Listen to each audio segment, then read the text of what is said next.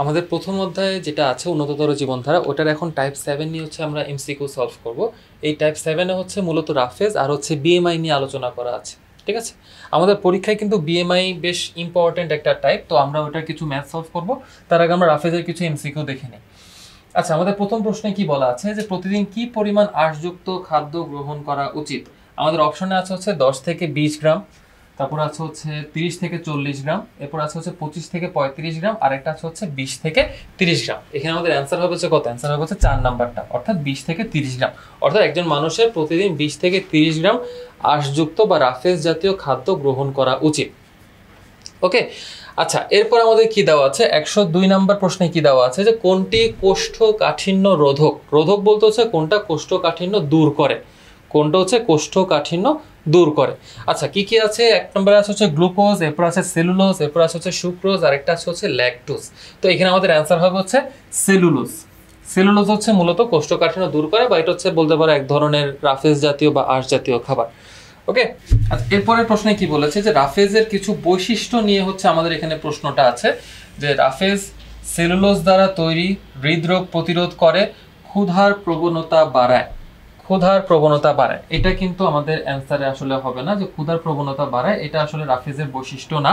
রাফেজের বৈশিষ্ট্য হচ্ছে 1 নাম্বারটা আর 2 নাম্বারটা, অর্থাৎ সেলুলোজ দ্বারা তৈরি, আর এটা হচ্ছে হৃদরোগ প্রতিরোধ করে বা হৃদরোগের ঝুঁকি কমায়। তাহলে আমাদের উত্তর কি হবে? উত্তর হবে হচ্ছে প্রথমটা 1 ও 2।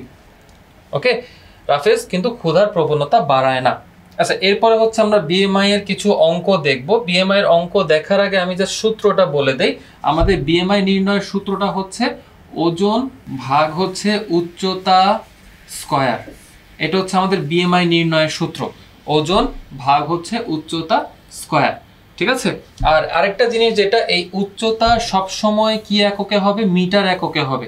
ঠিক আছে, এই উচ্চতা সবসময় মিটার এককে হবে, এখানে সেন্টিমিটার কিন্তু হবে না, মিলিমিটার হবে না, সবসময় মিটার এককে হতে হবে উচ্চতা। আর ওজন তো কেজিতে হবে। ঠিক আছে, তো এই জিনিসটা আমাদেরকে মনে রাখতে হবে, তাহলে কিন্তু বিএমআই এর অঙ্ক একদম ইজি। আর আরেকটা কথা বলে দেই, বিএমআই থেকে কিন্তু এমসিকিউ একটা আসবেই, আর পাশাপাশি সিকিউতে 3 নাম্বার অর্থাৎ গ প্রশ্নের জন্য কিন্তু বিএমআইটা খুবই ইম্পর্টেন্ট প্রথম অধ্যায় থেকে। তার মানে তুমি বলতে পারো বিএমআই যদি তুমি পারো, তুমি কিন্তু পরীক্ষায় 4 মার্ক কমন পাওয়ার খুব বেশি সম্ভাবনা আছে। ঠিক আছে, বলতে পারো 90%-এরও বেশি সম্ভাবনা আছে তুমি এই বিএমআই থেকে 4 মার্ক কমন পাওয়ার। ঠিক আছে, তো অবশ্যই বিএমআইটা আমরা ভালোভাবে পড়বো, আর এটা এমনিতে খুবই সহজ একটা টপিক। জাস্ট এই একটা সূত্র, ওজন ভাগ হচ্ছে উচ্চতা স্কয়ার, আর উচ্চতা সবসময় মিটার এককে হবে, তাহলে কিন্তু আমাদের ম্যাথগুলো খুবই ইজি। আচ্ছা, এখন আমরা যদি ডিরেক্ট প্রশ্নে চলে যাই, আমাদের প্রশ্নে কি দেওয়া আছে দেখি।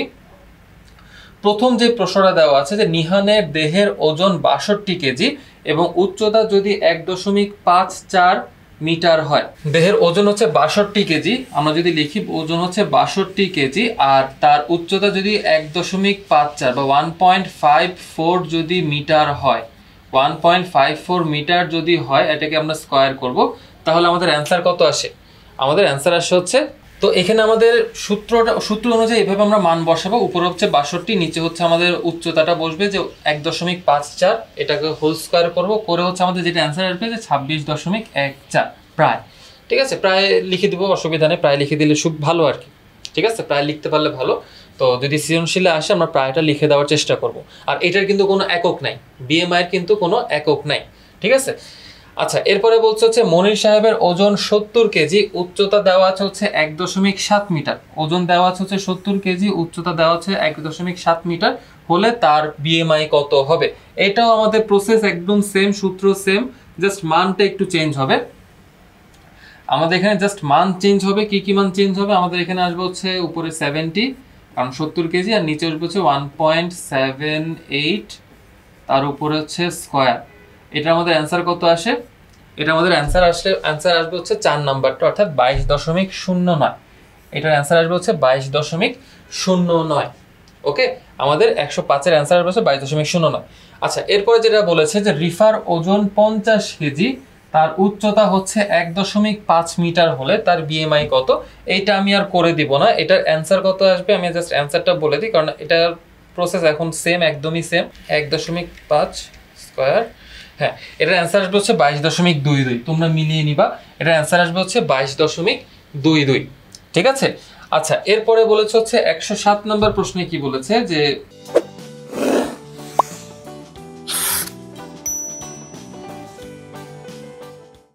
7 নম্বর প্রশ্ন বলেছে হাসিব সাহেবের 50 বছর এবং ওজন হচ্ছে 60 কেজি, উচ্চতা 160 সেন্টিমিটার হলে তার বিএমআই কত? এই যে একটা প্রশ্ন পেলাম আমরা, যে এখানে প্রথমে যেটা দেওয়া আছে বয়স 50 বছর, এই জিনিসটা আসলে আমাদের কোনো কাজের না, এটা দিলেও যা না দিলেও তা। বাট আমাদের কাজের হচ্ছে তার ওজনটা, ওজন কত 60 কেজি, আর তার উচ্চতা হচ্ছে 160 সেন্টিমিটার। এখন আমি শুরুতে বলেছিলাম যে আমাদের এই ম্যাথের ক্ষেত্রে একটা ব্যতিক্রম, মানে ব্যতিক্রম না, একটা বিষয় হচ্ছে যে উচ্চতা আমরা কখনো মিটার এককে মানে সেন্টিমিটার এককে নিতে পারবো না, আমাদেরকে সবসময় মিটার এককে হচ্ছে উচ্চতা নিতে হবে। তো যেহেতু আমাদেরকে সেন্টিমিটার দিয়ে দিচ্ছে, আমরা অবশ্যই এটাকে মিটারে কনভার্ট করতে পারবো। আমরা জানি কি যে 1 মিটার সমান 100 সেন্টিমিটার, তার মানে আমি যদি মিটার থেকে সেন্টিমিটারে যাই, আমি যেমন 100 দিয়ে গুণ দিব, আমি মিটার থেকে যদি সেন্টিমিটারে যাই আমি কি করব, আমি 100 দিয়ে গুণ দিব।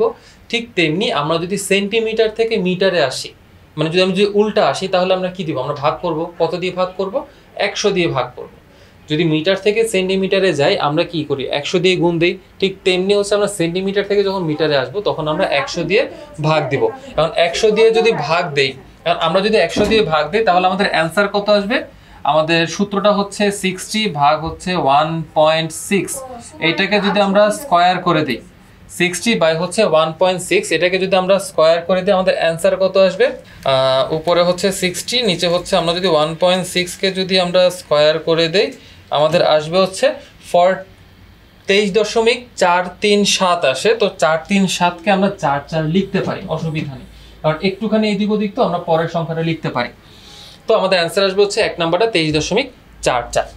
ওকে, এরপরে দেখেন আমাদের বিএমআই সূত্র দেওয়া আছে, যে বিএমআই কি, মানে বিএমআই কাকে বলে, এটা যে সূত্রটা। তো এখানে কি কি দেওয়া আছে? প্রথমে দেওয়া আছে হচ্ছে ওজন ভাগ হচ্ছে উচ্চতা, এটা হবে না, আমরা জানি উচ্চতার স্কয়ার হবে, তাহলে এটা বাদ।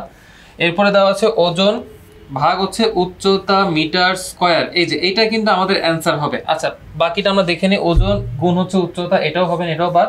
এরপর দেওয়া আছে উচ্চতা ভাগ ওজন স্কয়ার, এটাও বাদ। তার আমাদের অ্যান্সার হবে কি? অ্যান্সার হবে হচ্ছে 2 নাম্বারটা, ওজন ভাগ হচ্ছে উচ্চতা, তা মিটার একক হচ্ছে স্কয়ার। ঠিক আছে, এখন এটা স্কয়ারটা এইখানেও থাকতে পারে, এখানেও থাকতে পারে, ওটা ম্যাটার না, বাট স্কয়ার হবে হচ্ছে উচ্চতাটা।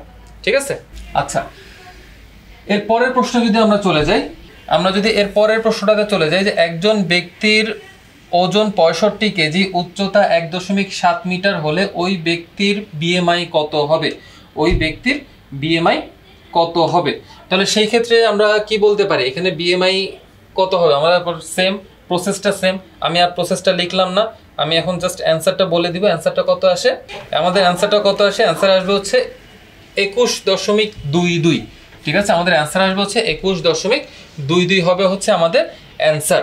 আচ্ছা, পরের প্রশ্নে দেখো একটা উদ্দীপক দেওয়া আছে। উদ্দীপকে কি বলা আছে? উদ্দীপকে বলা আছে হচ্ছে আতিকের দেহের ওজন 45 কেজি, উচ্চতা হচ্ছে 1.5 মিটার, সে মাখন ও বাদাম খেতে পছন্দ করে। তার ওজন বলে দিছে 45, তার উচ্চতা বলে দিছে 1.5 মিটার। তো আমরা এখন প্রসেস আবার সেম, বিএমআইটা আবার ওই একই প্রসেসে আমরা আবার নির্ণয় করব। 45 আবার সে একই নিয়মে করলে আমাদের অ্যান্সার আসবে হচ্ছে 20 আসবে অ্যান্সার। ঠিক আছে, আমাদের বিএমআই আসবে হচ্ছে 20। আর যেহেতু সে বলে দিছে কি সে মাখন আর হচ্ছে বাদাম খেতে পছন্দ করে, আমরা জানি কি এই দুইটাই কি জাতীয় খাবার? এই দুইটাই হচ্ছে স্নেহ জাতীয় বা চর্বি জাতীয় খাবার বলতে পারি। ঠিক আছে, তো সেই ক্ষেত্রে হচ্ছে আমাদের পরের প্রশ্নটা কি বলা আছে এটুকু আমরা মাথায় রাখবো, যে সে বাদাম আর মাখন খেতে পছন্দ করে। তো সেই ক্ষেত্রে হচ্ছে আমাদের আসে কি, প্রশ্নটা কি দেওয়া আছে? আমাদের প্রশ্নে বলা আছে কি আতিকের পছন্দের খাবার দেহে প্রচুর তাপ ও শক্তি উৎপন্ন করে। হ্যাঁ, কথা সত্যি, প্রচুর তাপ উৎপন্ন করে। এরপরে কি বলছে? যে ভবিষ্যতের জন্য খাদ্য ভাণ্ডারের কাজ করে। হ্যাঁ, এটাও ঠিক আছে, এই দুটোই ঠিক আছে। এরপরে চর্মরোগ প্রতিরোধ করে।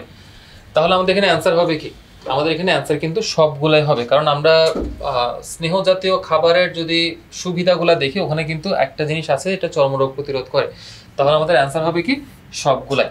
তাহলে এই ছিল হচ্ছে আমাদের মোটামুটি প্রথম অধ্যায়ে টাইপ 7 নিয়ে আলোচনা। ইনশাল্লাহ পরবর্তীতে আমরা আবার টাইপ 8 নিয়ে আলোচনা করব। সেই পর্যন্ত আল্লাহ হাফেজ।